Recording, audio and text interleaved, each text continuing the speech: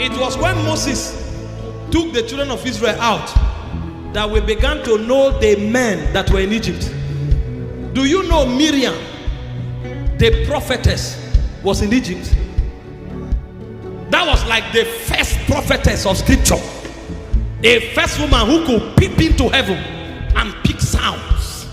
When they crossed the river and Miriam began to sing songs, ha! You will hear rhythms. A woman who could pick movements in heaven was in Egypt. And if Moses didn't come, she would have been buried there. She sang the songs of the spirit, but she was in Egypt.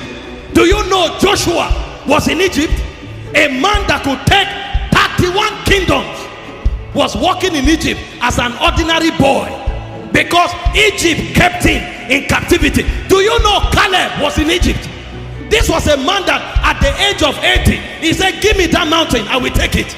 A man who could take mountain. He was in Egypt. Because if you don't defeat the city, your talent, your potential are useless. That's why we fight these battles. Some of you listening to me, you have capacity to borrow to nations.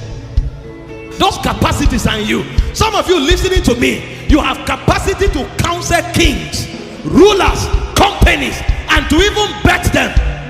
But cities are over you.